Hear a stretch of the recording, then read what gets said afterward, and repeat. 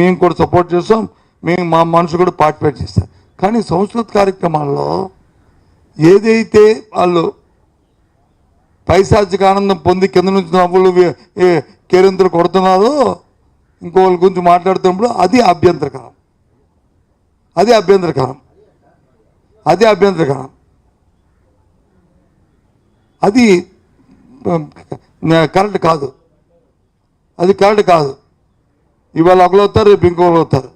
గౌరవాన్ని ఇచ్చిపుచ్చుకోవాలి తప్ప ఆ రకంగా చేయడం అనేది అది సాంప్రదాయం కాదు. ఏం కేరిందుకూడదు ఏమని? నిన్ను బ్రదర్ని వచ్చి నేను వచ్చి ఇష్టం వచ్చినట్టు చుమ్మెట్టి కేరిందు కొడితే అది తప్పు కాదు.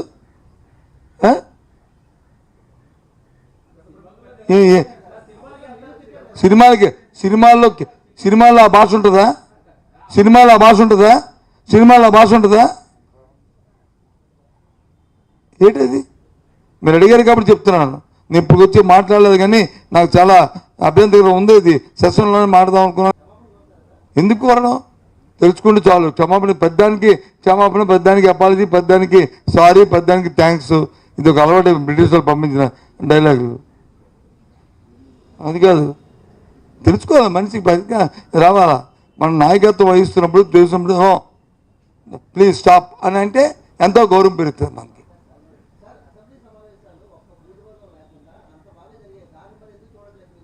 ఏదండి?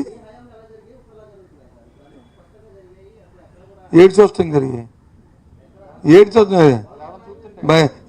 ఏ స్వస్థం అంటే ఏడు జరిగి నాకు అర్థం. స్వస్థం అంటే ఏంటి? ఎక్కడ నువ్వు నువ్వు నువ్వు నువ్వు మీ అందరూ ఒకే పార్టీ ఉన్నారు కాబట్టి తిట్టుకోవడం లేదు. లేకపోతే ఇంకోళ్ళు ఉంటే అప్పుడు తిట్టుకొచ్చే ఎలా తిట్టుకోవాలో తెలుస్తుంది. అక్కడ అది కాదండి, సాంప్రదాయంగా కౌన్సిల్లోనే భాష మారుతుంటుంటే మేము రిక్వెస్ట్ చేసి అభ్యంతరం పెట్టి మేము అబ్జెక్ట్ చేస్తే ఆపారు కదా, ఆపారు కదా.